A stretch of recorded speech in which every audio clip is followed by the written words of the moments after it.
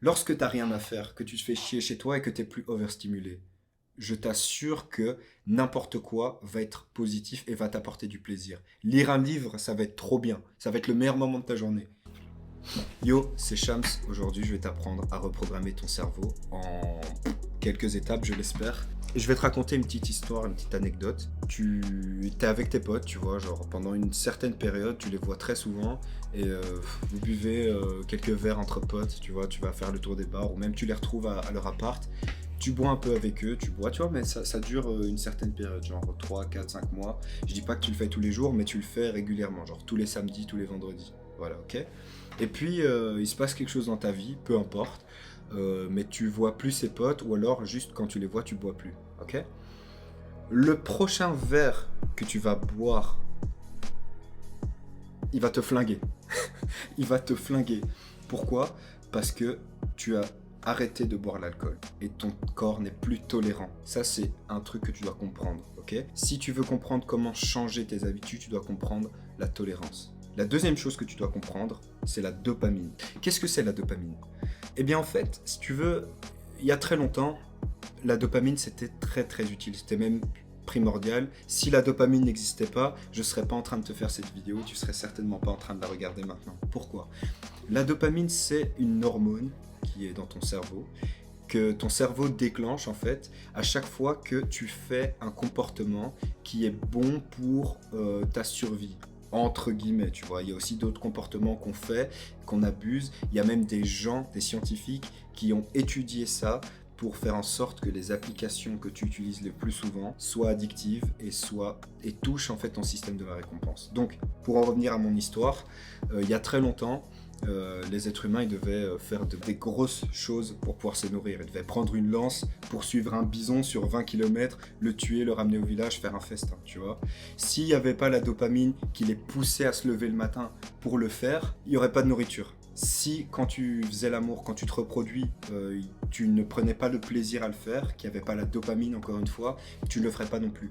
D'accord? Donc la dopamine, à la base, c'est quelque chose de positif. Le problème aujourd'hui, c'est qu'on a beaucoup trop de dopamine. Dans tout ce qu'on fait, même les choses négatives, on a de la dopamine. Dans quoi, par exemple? Le sucre. Notre consommation de sucre, elle est abusée. Dans tout ce que tu manges, presque, il y a du sucre. Et les industriels savent, encore une fois, il y a des gens qui ont étudié ça. Dans tout ce que tu manges, il y a du sucre. Ça veut dire que si on te fout du sucre dans un truc, même si le truc, tu l'aimais pas à la base, comme il y a du sucre, tu vas reacheter le même produit parce qu'il y a du sucre, ok? Demande-toi pourquoi il y a beaucoup de gens qui sont en état d'obésité. C'est peut-être lié aussi au système de la récompense. Quand tu aimes manger quelque chose, même si c'est pas bon pour toi, c'est plus fort que toi.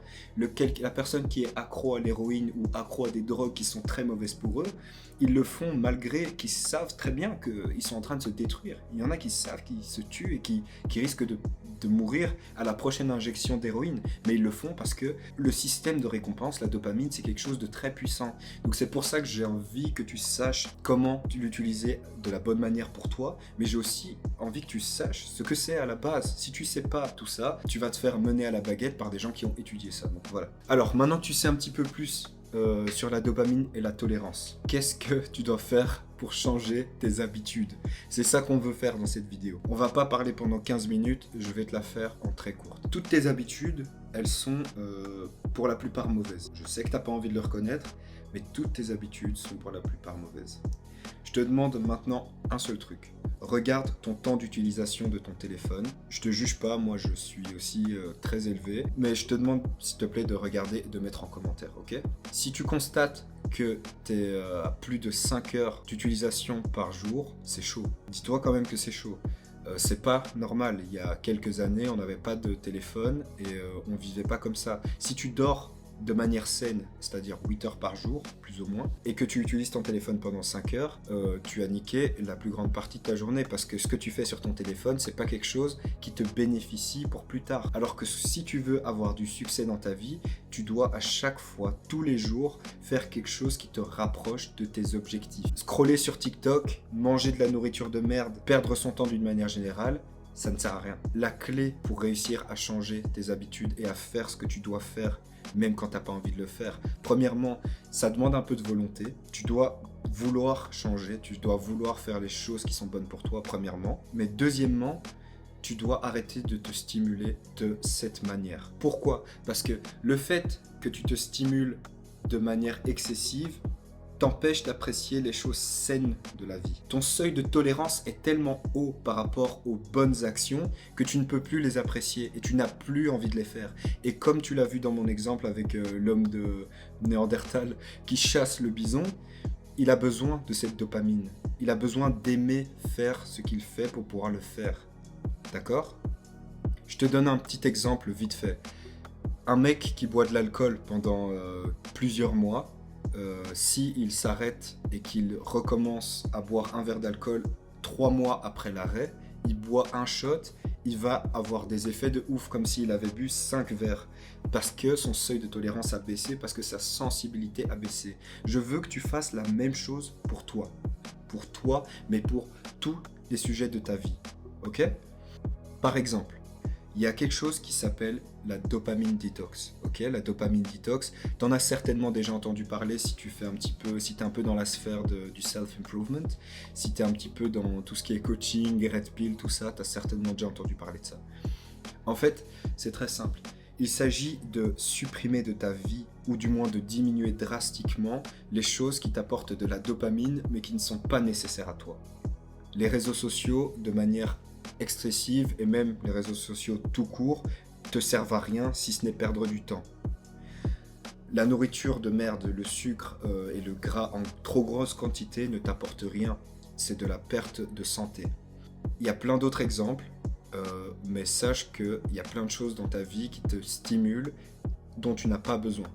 Tu dois trouver les choses, ces choses-là, tu dois les trouver. Ça peut être la cigarette, ça peut être...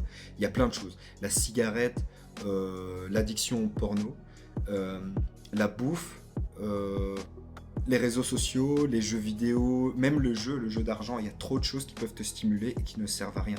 Trouve les choses mauvaises dans ta vie et ensuite tu les notes sur une feuille de papier. C'est ces choses-là que tu veux changer, ok, que tu dois arrêter. Une fois que tu arrêtes ces choses-là pendant une période prolongée de temps, tu vas être comme l'alcoolique qui arrête de boire pendant quelques mois, ok. Ensuite, ta sensibilité aux choses va augmenter parce que ta tolérance va diminuer. Et c'est à ce moment-là que tu dois commencer à faire les bonnes habitudes. Lorsque tu n'as rien à faire, que tu te fais chier chez toi et que tu n'es plus overstimulé, je t'assure que n'importe quoi va être positif et va t'apporter du plaisir. Lire un livre, ça va être trop bien. Ça va être le meilleur moment de ta journée.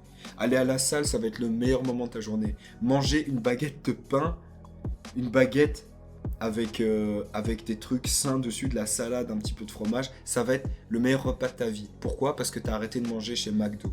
Donc, voilà. En gros, la recette, elle est simple. Trouve les addictions de ta vie, les choses qui te procurent du plaisir mais qui sont mauvaises pour toi. Deuxièmement, arrête ça pendant une période prolongée. Ensuite, troisièmement, pendant que tu arrêtes ces choses-là, ça va être difficile parce que ton corps doit diminuer sa tolérance et donc il va plus trop kiffer sa vie pendant un petit moment. Mais si tu arrives à faire ça pendant assez longtemps, tu vas commencer à apprécier, à faire les choses que tu sais qui sont bonnes pour toi. Et tu vas vraiment changer ta vie. Tu vas vraiment voir des changements positifs dans ta tête et même dans ta vie d'une manière physique. C'est-à-dire que tu vas voir peut-être ton compte en banque si tu commences à lancer un business grandir. Tu vas commencer à voir ton corps changer si tu manges correctement et si tu fais du sport. Tu vas voir plein de choses positives. Tu vas voir ton esprit aussi changer si tu lis des livres et que tu consommes du contenu qui est bon pour toi. Je te conseille vraiment de te concentrer sur, au moins, même si tu le fais pas, voilà, je t'ai planté la graine dans ta tête, tu sais que c'est possible, tu sais qu'il y a une vie parallèle à la vie que tu es en train de mener et que 90%, 90% pour mes Français, les reilles, sont en train de faire. Tu sais que tu peux être différent d'eux. Tu sais que tu peux être différent de la majorité des personnes et que tu peux t'élever par rapport à eux aussi. Je pense que t'as, comme moi, tu sens que tu peux faire mieux que ce que tu fais maintenant. Je pense que la plupart des gens, c'est pas quelque chose qu'on apprend à l'école, c'est pas quelque chose qu'on entend régulièrement. Parce que la société, se fait tellement d'argent sur les gens qui sont pas éduqués et sur les gens qui vivent sans se poser de questions. Si tu regardes cette vidéo, c'est que quelque part, tu t'es posé des questions et j'espère que j'ai pu t'aider, au moins t'éclairer un petit peu l'esprit. Personnellement, je vais commencer cette aventure de dopamine détox très prochainement.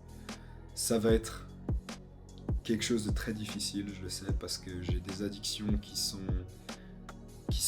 installées depuis très longtemps. Je sais que ça va pas être en un jour que ça va changer, mais je sais que c'est pour le mieux et qu'un jour, j'aurai tellement plus envie de revenir en arrière parce que mon cerveau sera habitué à un nouveau mode de vie.